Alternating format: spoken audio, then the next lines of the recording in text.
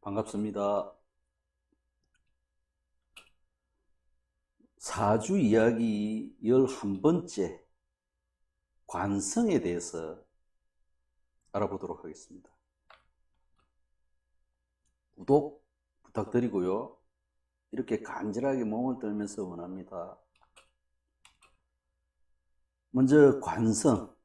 관성에는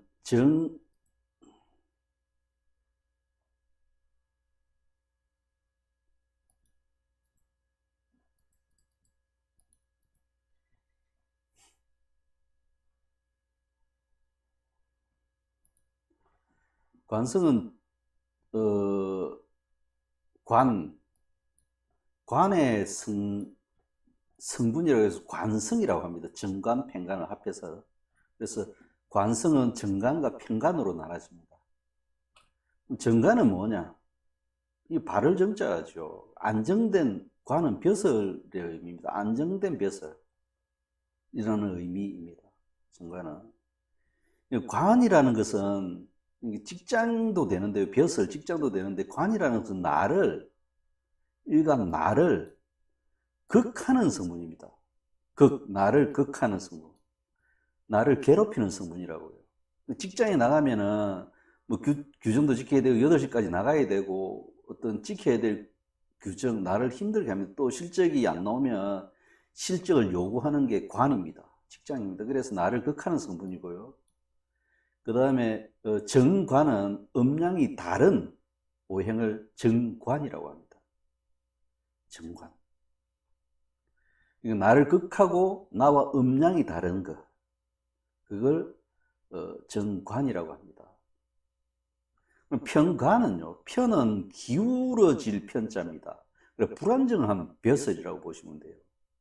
안정되지 않았다는 얘기입니다. 그러니까 관은 직장이라고 말씀드린 직장. 직장인데 불안정한 직장은 뭘까요? 비정규직. 이런 것들이 편관에 해당합니다. 안 그러면 자영업자도 직장이니까 자영업도 직장 생활보다 자영업자 이런 걸 편관이라고 보시면 됩니다. 이것도 관이랑 일간을 극한다고 했죠. 음양이 같은 오행을 편관이라고 합니다. 예를 들어서 한번 보겠습니다. 관은 나를 극하는 거. 화는 나는 음입니다. 그렇죠? 정화니까 음입니다. 음이고 나를 극하는 것은 두 개가 있죠. 화를 극하는 것은 뭡니까? 수잖아요. 수가 물이 불을 꺼버립니다. 그래서 나를 극한다고 해요. 극하는 건 이 두 개가 있습니다. 이수와 해수와 개수가 있습니다. 이거는 음이고요. 개수는 해수는 양입니다. 나와 음양이 다른 거, 이것은 정관입니다. 이것은 정관. 이거는 나와 음양이 같은 오행은 편관이라고, 편관입니다. 편관은 나와 부딪히는 성분입니다. 나와 충한다고 합니다. 충.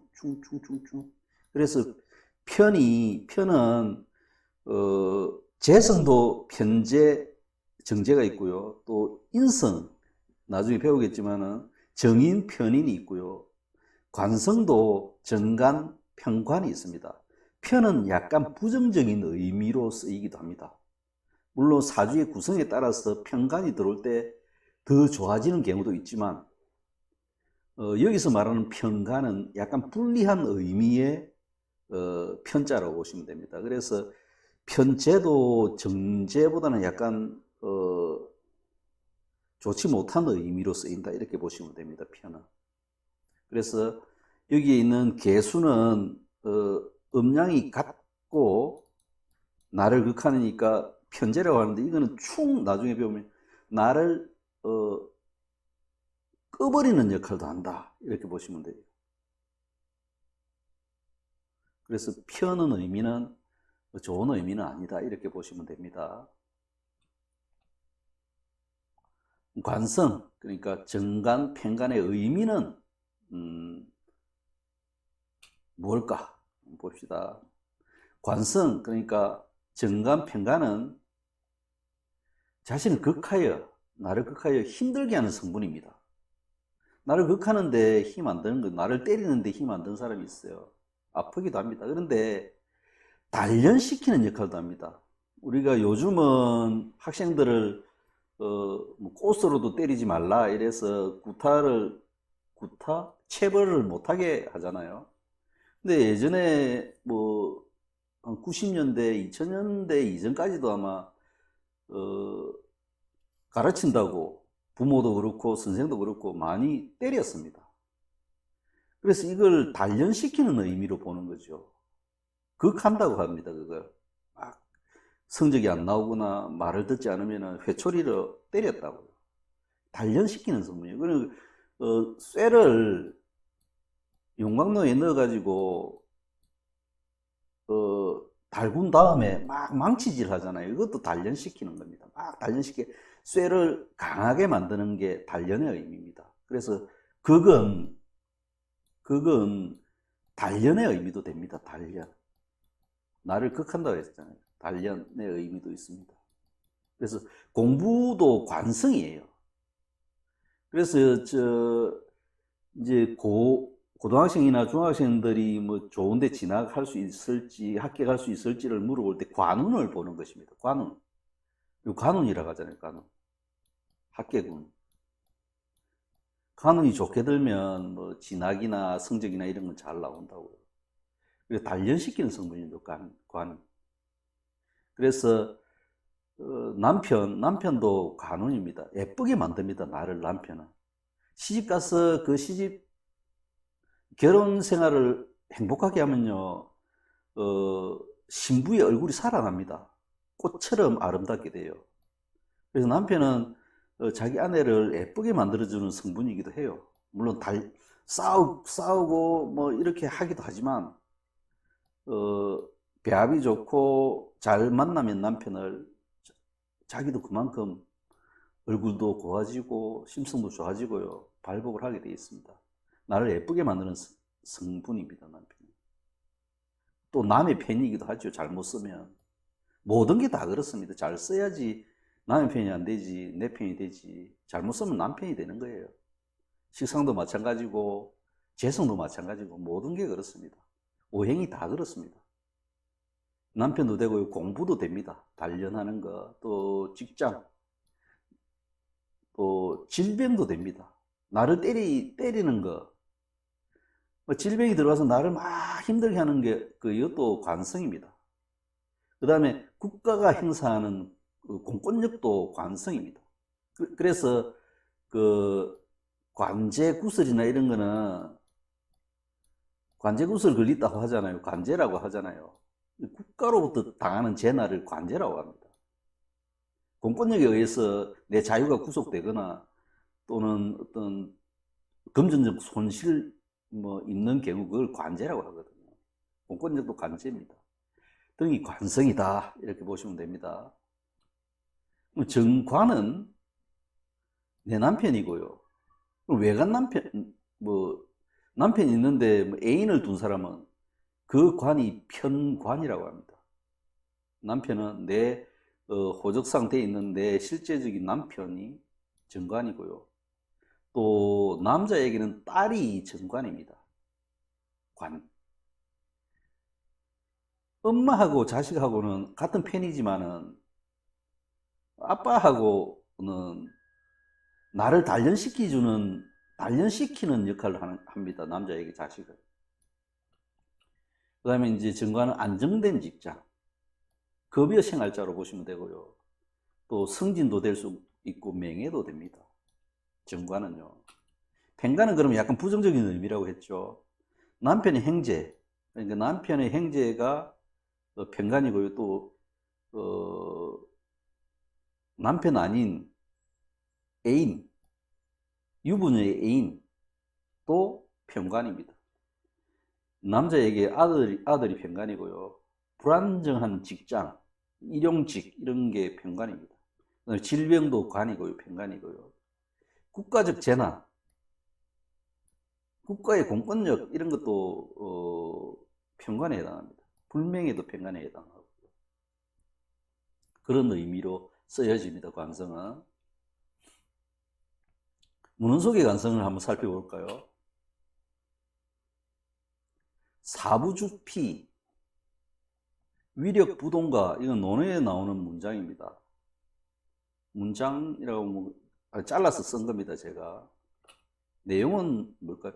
활쏘기는 간역의 가죽을 뚫는 것이 그것을 장기로 삼지 않고, 그러니까 우리가 활쏘기를 하는데요. 활쏘기는 조선시대나 뭐 공자시대에도 활쏘기는 사람을 단련시키는 운동으로 많이 이용이 되었습니다. 활쏘기는. 운동도 공부거든요.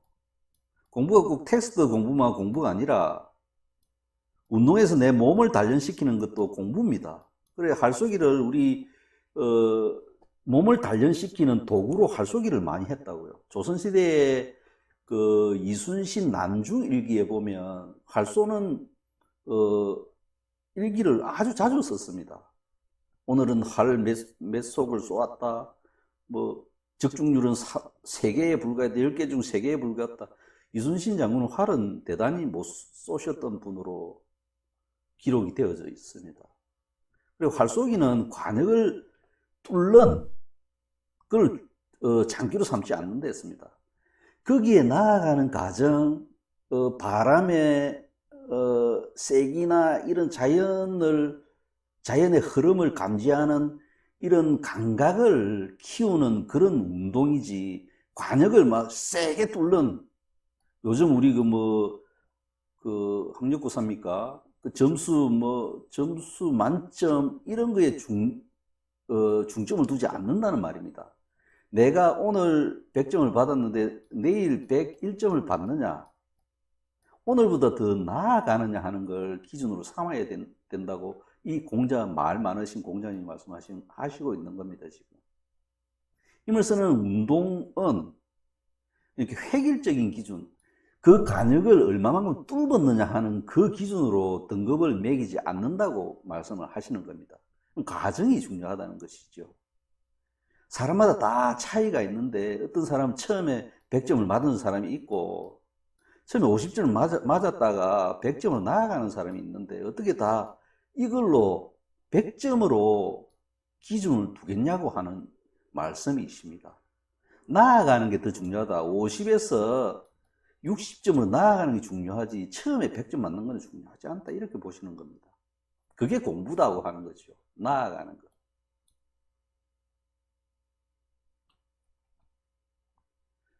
이 공자의 말씀이 의미하는 것은요, 한 가지 기준으로 평가하면 사람을 적소에 쓸 수 없다고 보는 것입니다. 그러니까 힘은 좀 약해도 가까이에서 힘이 약하면 가까이서 쏘면 되잖아요. 관역을 뚫으려면.